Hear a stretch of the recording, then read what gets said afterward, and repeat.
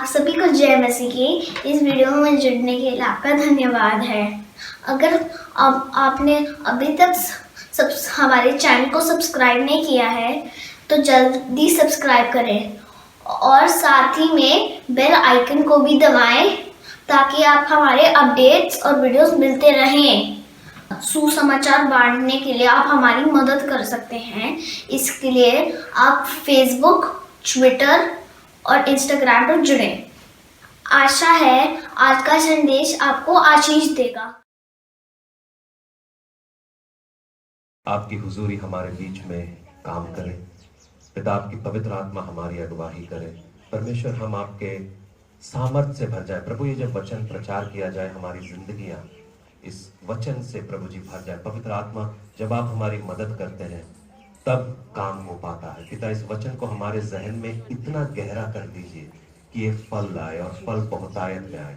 यीशु मसीह के नाम से मांग लेते हैं, आमीन आमीन। पिछले हफ्ते जब मैं आपके साथ था तो मैं दुनिया के डर की बात कर रहा था। किसी को अंधेरे से डर लगता है, किसी को एग्जामिनेशन से डर लगता है, एग्जाम लिखने से डर लगता है, किसी को बीमार पड़ने से डर लगता है, किसी को पैसे खो जाने से डर लगता है।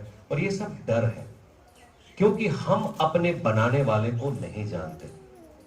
अगर हम अपने बनाने वाले को जानते तो हम इन सब बातों से नहीं डरते। आमीन। और क्योंकि बड़ौदा में अच्छी मीटिंग हुई थी तो अहमदाबाद में पहले ही दिन से करीबन हम उम्मीद कर रहे थे 50-60 आदमी आएंगे, क्योंकि वहां पे कोई मुझे जानता नहीं था, पहली बार था। वो पहले ही दिन वो पूरा हॉल करीबन 250 या 300 लोगों से भरा हुआ था। लोग बाहर भी खड़े हुए थे और अंदर आने की जगह नहीं थी। मैं बड़ा खुश हो गया, यार कमाल है, मजेदार मीटिंग होने वाली थी। और मैं बैठा वो मीटिंग में, हम ऊपर ही थे, उस ऑडिटोरियम के ऊपर थे, और मैं बहुत खुश हो गया था। और सब गुजराती जब प्रार्थना करते हैं ना तो बड़ा मजा आता है, क्योंकि समझ में कुछ नहीं आता, छो छो समझ में आता है उसके अंदर। और सब छो छो बोले जा रहे हैं, क्या क्या बोले जा रहे हैं। मैं बड़ा खुश हो रहा, मैंने कहा गुड यार, इतने सारे लोग। और पता नहीं फिर क्या हुआ, मैं सामने बैठा था और मैं बोल रहा हूँ, पवित्र आत्मा, मैं तुम्हें महसूस क्यों नहीं कर पा रहा हूँ। आगे जो गीत गाने वाले थे वो भी इतने अच्छे थे, इतने सुंदर गीत गा रहे थे, अच्छा इंस्ट्रूमेंट बजा रहे थे, सब कुछ अच्छा हो रहा था। मगर मेरे दिल में था कि मैं पवित्र आत्मा को महसूस क्यों नहीं कर पा रहा हूं। प्रभु, अगर आप है, आप बड़ौदा में भी हमारे साथ थे और आप, मैं जानता हूं यहां पर है, मगर मैं आपको महसूस क्यों नहीं कर पा रहा हूं। क्या हो रहा है, क्या गड़बड़ है यहाँ पर। और मेरे को बोलने का मौका दिया गया, मेरा सेशन आया, मैं ऊपर गया और मैं ऊपर जाके 2 मिनट के लिए ब्लैंक हो गया। ये सारे आदमी, जैसे आप मेरे को देख रहे हैं, मैं आपको देख रहा हूं, मैं कुछ कह भी नहीं रहा। और मेरे बगल में एक गुजराती इंटरप्रेटर खड़ा है, क्योंकि मैं हिंदी में बोलूंगा, वो गुजराती में बोलेगा। मेरे से कुछ बोला ही नहीं गया और मैंने सिर्फ इतना बोला कि आप परमेश्वर से भय खाते हैं। तो वहां पर ऐसा हो रहा था कि कुछ पासबान खड़े हुए थे, वो ऐसे खड़े बैठे हुए, कुछ लोग ऐसे बैठे हुए थे, सर खुजा रहे हैं, खाना खा रहे हैं, पॉपकॉर्न खा रहे हैं, कोल्ड ड्रिंक्स पी रहे हैं, चाय पी रहे हैं। कुछ लोग बाहर गप्पे मार रहे हैं। भीड़ है, भीड़ है, मगर सब ये लोग कर रहे थे। मैंने उनसे पूछा, अगर नरेंद्र भाई मोदी यहां पर बैठे होंगे तो क्या आप ऐसा सब करेंगे? तब तो आप सबसे पहले सीट पे आ जाएंगे। अगर 9 बजे का प्रेयर मीटिंग है या 9 बजे की मीटिंग है, आप 8:30 बजे वहां पर पहुंच जाएंगे, क्योंकि आपको मिलना है उनसे। मगर जब परमेश्वर की बात करते हैं, जिसने सारे जमीन आसमान सारी चीजों को बनाया, उसको आप बड़े हल्के में ले रहे। कोई कान खुजा रहा है बैठ के, कोई बात कर रहा है, कोई मोबाइल पे खेल रहा है। और मेरा इतना ही बोलना था कि कुछ जो सामने वाले थे उनको बात समझ में आई, उन्होंने अपने फोन्स वगैरह बंद कर ली। और इससे पहले कि मैं अपने टॉपिक पे जाता, मैं कम से कम 45 मिनट तक उनको परमेश्वर के डर के बारे में बताता रहा। और 45 मिनट के बाद मैंने बोला, आइए हम प्रार्थना करें। हमने प्रार्थना करी। जो शहर के लीडर्स थे, जो कलीसियाएं चला रहे थे, उनके अंदर से दुष्ट आत्माएं निकलने लगी। और ये मैं हवा में नहीं बोल रहा, आप फेसबुक में चेक कर लेना, सारी तस्वीरें हैं। कुछ लोग वहां से भाग गए क्योंकि उनका सच पता ना चल जाए। कुछ लोग वहां खड़े हो गए और परमेश्वर ने उनका इस्तेमाल करना, मैं अभी सुन रहा हूं जो रिपोर्ट्स हैं, उसका इस्तेमाल करना चालू कर दिया। परमेश्वर का भय बहुत ही कीमती चीज है। हम बहुत चीजों से खौफ खाते हैं। हम बुढ़ापे से खौफ खाते हैं, हम पुलिस से खौफ खाते हैं, हम अपने जो गांव का सबसे अमीर आदमी है उससे खौफ खाते हैं, किले वालों से खौफ खाते हैं, चाकू वालों से खौफ खाते हैं, बंदूक वालों से खौफ खाते हैं। मगर जिससे खौफ खाना चाहिए उससे हम खौफ खा नहीं रहे। परमेश्वर का भय एक बड़ी यूनिक चीज है। मैं आपको इसका एग्जाम्पल देता हूं। अगर यहां पर एक सांप घुस जाए तो आप क्या करेंगे? डर के खड़े हो जाएंगे, कोई टेबल पे, कोई कुर्सी पर। ठीक है, सांप को देख के ऐसा डरते हैं। सोचिए आप कोई गलत काम कर रहे हो और आपका पापा आ जाए, फिर क्या करेगा? हाँ, भागेगा नहीं, पापा की तरफ जाएगा। डरता आप सांप से भी है और अपना पापा से भी है। सांप को से तो हम बच सकते हैं, सांप का सर कुचल सकते हैं, मगर जब हम अपने पापा को देखते हैं तो हम पापा की तरफ दौड़ते हैं। शायद गलत भी किया, कुछ गलत काम भी किया हो, मगर अपना घर तो नहीं छोड़ सकता। स्कूल में बंक मार के खेत पैली में घूम रहा है, प्यो ने देख लिया, शाम को तो घर ही आना, सेवा तो घर पे ही होगी। हाँ, और हम तब क्या करते हैं? जब पिताजी किसी बात पे नाराज होते हैं तो हम उसको गले लगाते हैं। हम परमेश्वर से डर इसलिए खाते हैं कि हम उनको दिल पे तो चोट नहीं लगा रहे। जिस आदमी से आप प्यार करते हो उससे आपको डर भी लगता है। इस बात को आप ध्यान से समझना। जितने पति पत्नी हैं और जितने भाई बहन हैं वो इस बात को समझेंगे। अगर आप अपने पति से प्रेम करते हैं या अपनी पत्नी से प्रेम करते हैं तो आप इस तरीके से अपने काम को करेंगे ताकि उनके दिल पे चोट ना लगे, उनको कोई बेकार की ठेस ना पहुंचे। जितने लोगों ने लव मैरिज करी है वो खास तौर पे खर्च करेंगे, यार मेरी बीवी को ठेस ना पहुंचे। जितने लोग ने अरेंज मैरिज करी है और उनका प्यार हो गया है वो सोचते हैं यार मेरी बीवी को ठेस ना पहुंचे, या पत्नी सोचती है चलो आज मैं अपने पति को ठेस नहीं पहुंचाऊंगी। ठीक है, ये होता है, इस तरीके से होता है। जब प्यार इस तरीके से, हम अपने माँ बाप से प्रेम करते हैं, जितने लोग बुद्धिमान हो गए हैं, समझ की सूरत में आ गए हैं, वो लोग ये सोचते हैं यार हम ऐसा कोई काम ना करें कि मेरे पिताजी का नाम नीचे हो जाए। तो उसी प्रकार से हम परमेश्वर के साथ एक भय के रिश्ते में हैं। इसीलिए नहीं कि वो डंडा लेके मेरे पीछे दौड़ निकलेगा, मगर ये भय मेरे को पवित्र रखता है। मैं नशे से दूर इसलिए नहीं हूं क्योंकि मैं टेम्पटेशन, मेरे को टेम्पटेशन नहीं होता। मैं नशे से दूर इसलिए हूं क्योंकि मैं परमेश्वर से डरता हूं। ये आपको साफ रखता है। परमेश्वर से दूर ले जाने का एक कारण है, परमेश्वर से जो लोग दूर हो जाते हैं उसका एक कारण है कि आप परमेश्वर से डरते नहीं। याकूब 4:4 हम पढ़ेंगे, 4:8 पढ़ेंगे। वहां पे एक खास बात है। कितने लोग परमेश्वर से नजदीकी चाहते हैं? कितने लोग परमेश्वर के नजदीक जाना चाहते हैं? सब लोग सोच रहे हैं ये तो हमारा उठावा करवाएगा। आप जिंदा रहते हुए भी परमेश्वर के नजदीक जा सकते हैं। 2 आदमी 3 आदमी, बाकी लोग नहीं जाना चाहते। बाकी लोग कहते हैं हम चर्च के नजदीक है, उतना ही काफी है। आप परमेश्वर के नजदीक जाना चाहते हैं? हाँ बोलिए, आमीन बोलिए। आमीन। जितने लोग नहीं जाना चाहते हालेलुया बोले। चलो, ये बहन मेरी फेवरेट है। चलिए याकूब 4:8 पढ़ेंगे। पढ़ दीजिए, पढ़ दीजिए। परमेश्वर ਦੇ ਨੇੜੇ आओ ਅਤੇ परमेश्वर ਤੁਹਾਡੇ ਨੇੜੇ आ जाएगा। हाँ। ਤੁਸੀਂ दोषी हो। नहीं, बस इतना पढ़िए। परमेश्वर के करीब आइए, वो आपके करीब आ जाएगा। ड्रॉ नियर टू गॉड और परमेश्वर आपके करीब आ जाएगा। परमेश्वर आपके करीब आ जाएगा। इस बात को थोड़ा समझने की कोशिश करिए। आप परमेश्वर के करीब जाइए, परमेश्वर आपके करीब आ जाएगा। कई बार हम अपनी प्रार्थनाओं को ऐसे कर लेते हैं, हालेलुया हालेलुया, तारीफ तारीफ, हो गई हमारी आधे घंटे की प्रार्थना। हम परमेश्वर के करीब गए ही नहीं। अगर मैं और आप बात करने लगे, कौन मेरे से बात करेगा? मैं एक बात करूं उससे कुछ। सब कुछ भी बोल। ਅਸੀਂ ਕੀ ਹਾਲ ਚਾਲ ਹੈ? हाँ हाँ, डेविड भाई ठीक है। अच्छा, आज हम क्या कर रहे हैं? आंटी ठीक है, आप बात करते रहिए। हाँ, डेविड भाई मुझसे बात कर रहे हैं, मगर मैं डेविड भाई से बात नहीं कर रहा हूं, मैं अपनी ही कहानी सुनाए जा रहा हूं। ठीक है, तो ये परमेश्वर के करीब जाना नहीं हुआ। आप कहते हैं परमेश्वर के करीब, आप करीब कैसे आएंगे? कितने लोग किसी की लव मैरिज हुई है? हाथ उठा दो जिसकी हुई है। निर्मल, ओके। बिट्टू, तेरी नहीं हुई? नहीं, अरेंज थी तेरी। आंटी, लव मैरिज है ना इसकी? नहीं, अरेंज मैरिज है। ओहो, मैं सोच रहा था लव मैरिज तेरी हुई है। हाँ, अब ये लव मैरिज वाली बात मैं बताता हूं, बड़ी काम की बात है। ठीक है, जितने हस्बैंड है सुन ले, अपने घर में जाके इसको इस्तेमाल कर ले। ये लव मैरिज वाले क्या है कि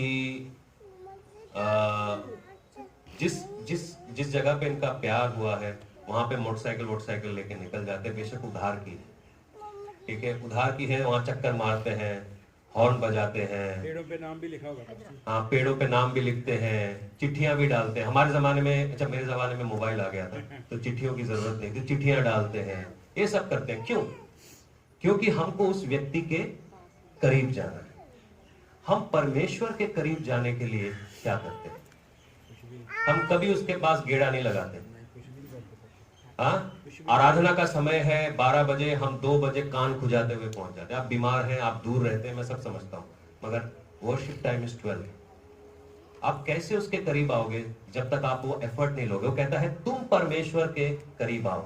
मैं आपको पुट डाउन नहीं कर रहा, मैं किसी को नीचे नहीं कर रहा, मैं एक तरीका बता रहा हूं आप परमेश्वर के करीब कैसे जा सकते हैं। ठीक है, मैं समझता हूं आप लोग घर से आते हैं, खाना बनाना है, बच्चों को उठाना है, और भी काफी सारे काम है, मगर अगर मैंने कमिटमेंट कर दी तो इसका मतलब कर दी। वो कहता है आप पहला स्टेप लो, आप कदम लो, आप पहला कदम लो, आप परमेश्वर के करीब जाओ, परमेश्वर खुद तुम्हारे पास आ जाएगा। कहता है तुम परमेश्वर के करीब जाओ, परमेश्वर तुम्हारे पास आ जाएगा। ये सिंपल सी बात है, ये सिंपल है। हमने एक स्टेप लिया, उसने 10 कदम लेने हैं हमारे लिए। आप एक बार बोलो तो सही, पिता मैं आपके करीब आना चाहता हूं, और वो देखोगे कि वो कैसे आपकी तरफ दौड़े। आपसे ज्यादा वो आप में इंटरेस्टेड है। दाऊद बोलता है जो तू मेरे लिए कल्पनाएं करता है वो रेत की कणों से ज्यादा है। मैं अपनी बीवी से, अपनी बच्चे से बहुत प्यार करता हूं, मगर मैं उनकी बारे में कल्पनाएं शायद एक जूते के डब्बे के बराबर कर सकता हूं, इतने रेत। मगर परमेश्वर की कल्पनाएं हमारे बारे में, चर्च के बारे में नहीं, हमारे व्यक्तिगत बारे में इतनी है कि वो पूरे जमाने में जितना रेत है उसके बराबर। जितना भी हमने गोवा, अंडमान निकोबार, अलग अलग जगहों में जितने भी बीचेस हैं, उन सब बीचेस का रेत एक जगह पर मिला लो, और वहां पर उतनी कल्पनाएं परमेश्वर मेरे लिए करता है। और वो कल्पनाओं के बारे में हम परमेश्वर के करीब जाकर ही सुन सकते हैं। कई बातें जो होती है ना, वो करीब वाले ही जान सकते हैं। कई बातें जो करीबी में होती है, क्योंकि हम परमेश्वर से दूर जाने का कारण है कि हम परमेश्वर से भय नहीं खाते। हमारा एक गिफ्ट जो है, जो परमेश्वर ने हमारे ऊपर डाला है, वो है प्रोफेटिक गिफ्ट, भविष्यवाणी का वरदान। कई बार ऐसा होता है जो लोग अपने पापों को छुपा रहे होते हैं, वो मेरे आजू बाजू भी नहीं बैठते, दूर। कहीं ये मेरे राज तो नहीं खोल देगा। अगर मैंने राज खोलने भी है, मैं पब्लिकली नहीं खोलता, अकेले बिठा के खोलता, क्योंकि वो जानता है यार मैं तो ये गड़बड़ कर रहा हूं, अब ये जाहिर ना हो जाए। परमेश्वर ज्योति है, आप इस बात को बहुत ध्यान से सुनिए। ठीक है, ये बाइबल हमारा शीशा है। जब आपने कभी ऐसा शीशा देखा है जिसमें बल्ब लगे होते हैं? जो आर्टिस्ट होते हैं ना, मेकअप, जब आपकी शादी होती है, वो बल्ब वाले शीशे के आगे आपका मेकअप करते हैं। ठीक है, क्योंकि जब वो बल्ब वाले शीशे के आगे हमारा मेकअप करते हैं, हमारी सारी झुर्रियां दिख रही होती है, कहां कहां पे गंजा है सब दिख रहा होता है। आपको ऐसे नहीं दिखेगा, फुल रोशनी चमकानी पड़ती है। परमेश्वर के लोग करीब इसलिए नहीं जाते क्योंकि उनको डर लगता है कहीं वो एक्सपोज ना हो जाए, और इसीलिए वो परमेश्वर से दूर रहते। वो चर्च के करीब है, पास्टर के करीब है, सारे काम कर रहे हैं, मगर परमेश्वर से दूर है। और क्योंकि वो परमेश्वर से दूर है, इसलिए वो परमेश्वर की आशीषों से दूर है। आप कई बातों को समझना है। आप मेरे को जानते हैं एक पासबान के रूप में, आप मेरे को जानते हैं एक पिता के रूप में, शायद बहुत सारे लोग मेरे को जानते हैं एक भाई के रूप में, दोस्त के रूप में, मगर आप में से कोई मेरे को पति के रूप में ना जानेगा ना जान पाएगा, क्योंकि वो मेरी पत्नी ही जानती है, क्योंकि वो मेरे करीब है। वो मेरे करीब है। उसी प्रकार से परमेश्वर को भी जानना उसी तरीके से है कि हम उसके कितने करीब जा सकते हैं। हम उसको दूर से जानते हैं, वो मेरे दादा का परमेश्वर था, वो मेरे परदादा का परमेश्वर था, मगर वो मेरा भी परमेश्वर है। हम उसके करीब नहीं जा पाते, इसीलिए हम चीजों को नहीं सीख पाते।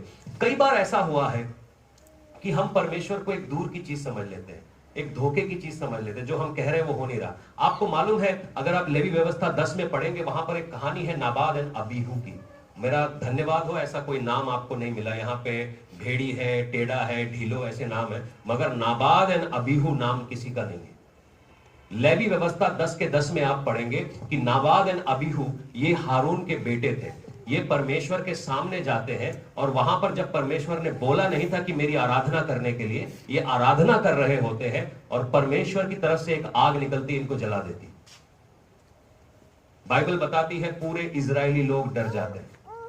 झूठी आराधना करने वाले, जो परमेश्वर के करीब ही नहीं जाना चाहते, वो लोग जब आराधना कर रहे होते हैं, ये जल जाते हैं। उसके बाद यही कहानी को हम पढ़ते हैं प्रेरितों के काम 5 में। अनानायास और सफीरा का नाम सुना है आपने? अनानायास और सफीरा, ऐसा हुआ कि प्रेरितों के काम का समय चल रहा था, और सब लोग अपना बढ़िया बढ़िया गिफ्ट पतरस के कदमों पर रख रहे थे। अगर आप अनानायास और सफीरा की कहानी जानना चाहते हैं तो उसको प्रेरितों के काम 4 से पढ़िएगा। वहां पर बारनबस नाम का कैफिया से एक व्यक्ति था, जिसने शायद इसको इस तरीके से देखे, 1 करोड़ रुपया लाके पीटर के कदमों पर रख दिया, क्योंकि देना जो है गिफ्ट है। तो सारी कलीसिया वाह कम ऑन ताली बजाने लग गई। अनानायास और सफीरा को लगा यार हमको भी ऐसा कुछ करना चाहिए। अनानायास और सफीरा ने अपनी जमीन बेची, किसी और की जमीन नहीं, अपनी जमीन बेची, और उसमें से शायद 2 करोड़ रुपए लाके पीटर के पांव में रख दिए होंगे। पीटर ने बोला क्या तूने सारा पैसा रख दिया है? उसने बोला हां। पवित्र आत्मा ने उनको वही मार दिया, क्योंकि वो पब्लिकली अपना नाम कमाना चाह रहे थे। और बाइबल बताती है पूरी कलीसिया के ऊपर भय छा गया। जब भी पवित्र आत्मा का काम होता है, कलीसिया डरती है। जैसे मैंने उस पासबान के बारे में बताया, क्योंकि जब पवित्र आत्मा काम कर रही थी, उसने पर्दे खोलने चालू कर दिए, और सब लोग डरने लग गए, कहीं हमारे पर्दे तो नहीं खुल जाएंगे। बहुत सारे ऐसी ऐसी बातें हुई, बहुत सारे पासबानों के घर की सच्चाई बाहर आ गई। उनकी पत्नियां उल्टी सीधी तस्वीरें देखती हुई पाई गई, और उन्होंने कन्फेस भी किया। और ये मैं नहीं था, मैं चला गया था उस शहर में से जब पवित्र आत्मा काम कर रही थी। पवित्र आत्मा इन बच्चों के मुंह के जरिए से काम कर रही थी, और ये बच्चे बोलने लगे। और जब ये बच्चे बोलने लगे ना, ये जो बड़े बड़े पास्टर यहां से बैठे हुए थे चौड़ी छाती करके, इनकी सबकी छातियां ऐसी हो गई। कहते ये तो गलत है। पवित्र आत्मा सत्य की आत्मा है और सत्य बोलती है। और जब उन्होंने सच बोला, वो डरने लग गए। हमारी मिनिस्ट्री का क्या होगा जी? इस मूवमेंट को यहीं दबा दो। मैं जो कह रहा हूं आपकी समझ में आ रहा है? मैं जो कह रहा हूं वो क्या आपकी समझ में आ रहा है? दुनिया से वो डर गए, और उन्होंने परमेश्वर के डर को तुच्छ जान लिया। उन्होंने सोचा दुनिया का डर ज्यादा कीमती है, लोग क्या कहेंगे वो ज्यादा कीमती है, बजाय इसके कि परमेश्वर मेरे बारे में क्या कहेंगे। हो गई, हम पवित्र हैं। हमने तो जाना ही नहीं, हमने तो जाना ही नहीं परमेश्वर कौन है, वो है कौन, वो मुझसे चाहता क्या है, मैं उससे क्या चाहता हूं ये हमें मालूम है। मेरे को आज नौकरी चाहिए, मुझे आज नोट चाहिए, मुझे आज चंगाई चाहिए, मुझे आज ये घर चाहिए, मुझे आज बंगला चाहिए, मुझे वीजा चाहिए, ये मुझे मालूम है। मगर वो मुझसे क्या चाहता है वो मैं नहीं जानता, क्योंकि जब तक मैं वो नहीं जानता तब तक मैं उसकी भरपूरी को नहीं पाता। आज जानता हूं मैं, ये अनकंफर्टेबल कर रहा होगा आपको, मगर आप इसके बारे में ध्यान से सोचना। अगर आप सही में जान लेंगे कि वो कौन है, तो आपकी लोड़ें सारी पूरी हो जाएंगी। कोई तो कहे आमीन। आमीन। परमेश्वर को जानने वाले पुराने नियम में कई सारे लोग हुए, और उनमें से कुछ खास लोगों के बारे में बताता हूं। उसमें से खास था अब्राहम, उसमें से खास था मूसा, और ये दोनों लोग पुराने नियम में परमेश्वर के दोस्त करके गिने गए। रूथ भी थी जो परमेश्वर की दोस्त करके गिनी गई, एस्थर भी थी जो परमेश्वर की, डैनियल, एजिकियल, एजरा, ये सब परमेश्वर के दोस्त गिने गए। मगर 2 खास आदमियों की बात कर रहा हूं, अब्राहम एंड मोसेस। ये परमेश्वर के दोस्त कैसे बने, इस बात को हम जानना है। दोस्ती मालूम है क्या होती है? 2 बराबर के लोगों में होती है। परमेश्वर अब्राहम के साथ दोस्ती करना चाह रहा था। अगर आप इस बात को थोड़ा पीछे जाके सोचेंगे, आप सोचेंगे यार ये क्या बात है। एक आदमी के साथ परमेश्वर दोस्ती करना चाह रहा था। एक्चुअली वो अब्राहम के साथ नहीं, वो आदम के साथ दोस्ती करना चाह रहा था। वो बाइबल बताती है दिन के ठंडे समय वो आदम से मिलने घूमता था। आदम ने पाप किया और वो छुप गए।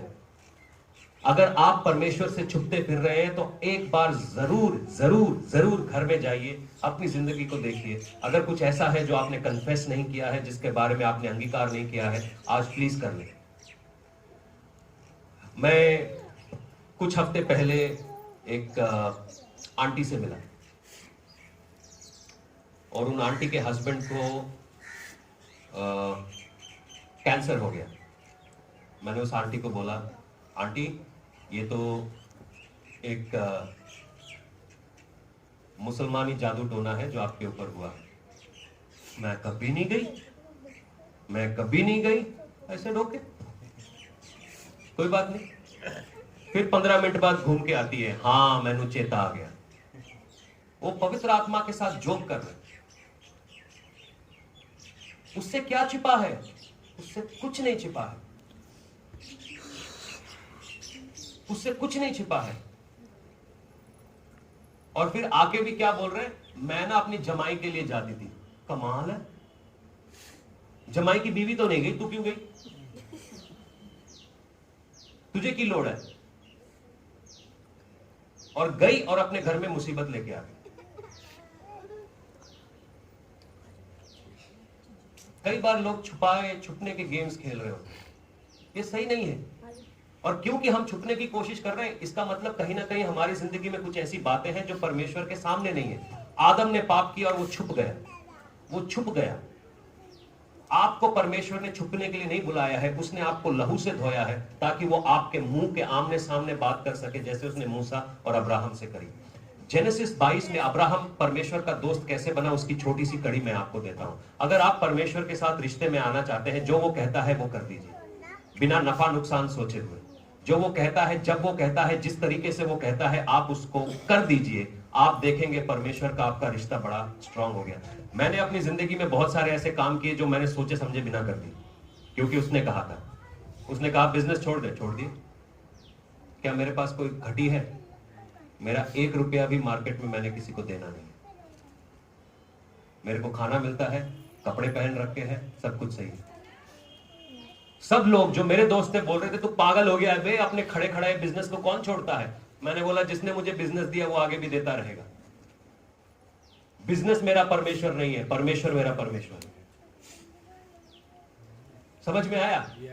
ये मैं अपनी बढ़ाई नहीं कर रहा हूं, क्योंकि मुझे कॉन्फिडेंस था उसके ऊपर कि ना मैंने कब मांगा है। जब मैं खाली पैर रास्तों पे घूमता था, फटे हुए जूते पहन के, तब भी वो मेरे साथ था। और आज अगर थोड़े जूते ठीक है, तब भी वो मेरे साथ। मेरा क्या ले जाएगा तुम? अब्राहम 25 साल से एक बेटे की फिराक में था कि उसको एक बेटा हो। 25 साल का इंतजार। यहां तो 2 मिनट का इंतजार करते हमारे माथे से पसीना आने लगता है। 25 साल तक अब परमेश्वर का इंतजार करता रहा कि बेटा होगा, बेटा होगा। परमेश्वर मिलता है, इब्राहिम उठ। हाँ क्या हुआ? तेरा बेटा 3 दिन के बाद पर्वत पे जाके तो उसको बलि कर देना। बाइबल बताती है जेनेसिस 22 में वो अगले ही दिन उठता है। कमाल का आदमी है यार। उसके पास कोई बाइबल नहीं है। आज हमारे पास बाइबल है जिसमें यीशु मसीह मरा गया, जिया गया, लाजर जिया, विधवा का बेटा जिया, इसका बेटा जिया, उसका बेटा जिया। अब्राहम के पास कोई बाइबल भी नहीं थी, बस परमेश्वर का एक वचन था, उठ अपने बेटे को कुर्बान कर। वो कहता है यार कम ऑन, परमेश्वर मेरा दोस्त है, जो उसने कहा है वो मैं करूंगा। अगले ही दिन गधे पे अपने बेटे को डालकर पर्वत के ऊपर ले जाता है और उसको ठोकने ही वाला है। परमेश्वर का स्वर्गदूत आता है, इसको मत छूना। और अब्राहम अंदर से बोलता है यहोवा ईरे, यहोवा ईरे। परमेश्वर लेता नहीं, वो देता है, वो देने वाला परमेश्वर है। और फिर परमेश्वर बोलता है यार ये तो मेरा दोस्त है यार, ये पक्का दोस्त है मेरा।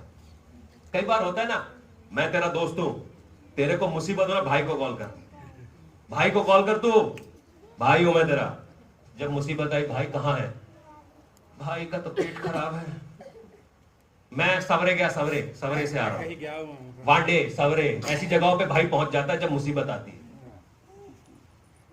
भाई हूं मैं तेरा। 2 घूंट पीने के बाद जब घूंट उतर गया, उधर छित्तर पड़ रहे हैं, भाई गायब है। भाई गायब है, तू रुक मैं आया। वो आया ही नहीं। परमेश्वर ऐसा नहीं, परमेश्वर ने बोला ये जो मैंने जो कहा इस आदमी ने कि ये मेरा दोस्त है। सदोम एंड गमोरा को खत्म करने से पहले परमेश्वर और उसके दो दूत अब्राहम से मिलते हैं। अब्राहम उनको देखता है, उधर सारा दो लोग आए, परमेश्वर आया, खाना बना, परमेश्वर के साथ खाना खा रहे हैं। सोचो, परमेश्वर अब्राहम को ले जाता है, यार चल हम जरा घूम के आते हैं। परमेश्वर अब्राहम घूमने जाते हैं।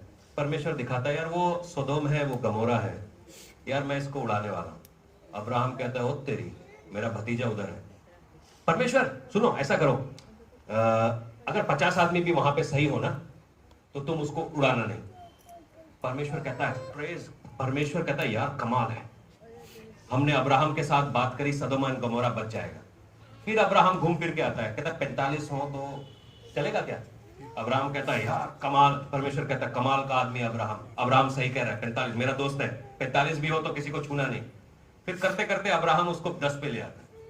आपको मालूम है ऐसे दोस्त जो मतलब खींचते खींचते, पासा जी चाय पियो, चाय तो पी लो, चाय तो पी लो। चाय पीते पीते उन्होंने मेरे को खाना भी खिलाया। ऐसे दोस्त है, और फिर मेरा तोंद बढ़ गया। तो ये मेरी वजह से नहीं है, मेरे दोस्तों की वजह से है जो मेरे को खिलाते रहते हैं, ठीक है, वरना तो मेरे 6 पैक होते थे। और अब्राहम परमेश्वर के साथ ऐसी दोस्ती में था।